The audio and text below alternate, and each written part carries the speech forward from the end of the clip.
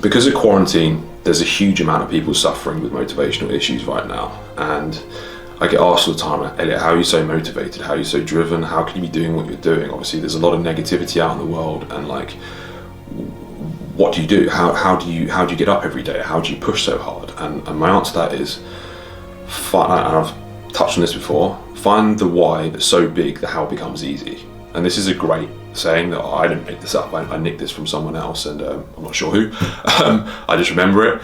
But find a why so big that the how becomes easy. And what I always reiterate to people is ask yourself, why do you do it?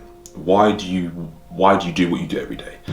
And you have to dig deep for this, get really deep inside of like the subconscious, not just your kind of exterior, because a lot of people's response is, oh, it's the money. It's so I can buy nice things, or I want to buy a new house next year, a new car, or I want to pay off my credit card debts. These are the really external reasons. Like the why, it has to be really deep. Is it to support your family and build a financial security for your family?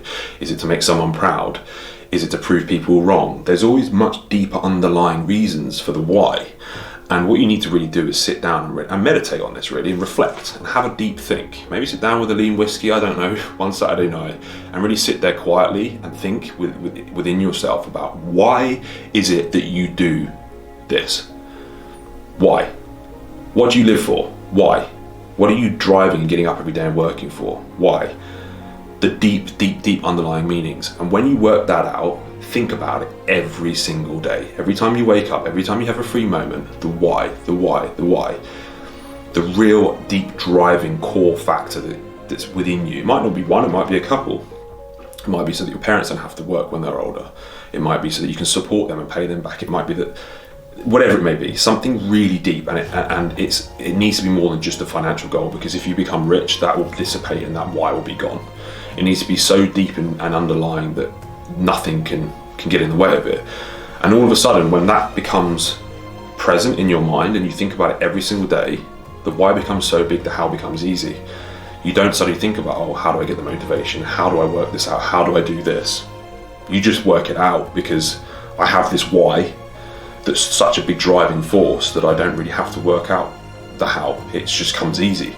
And you have to really be present, and this is a really personal development thing where you become present with yourself and you really work out, strip back all the social media, all the crap, all the stuff you've been taught from teachers and parents, whatever else, strip that all back, get the exterior layer gone, and dig deep within yourself and really work this out.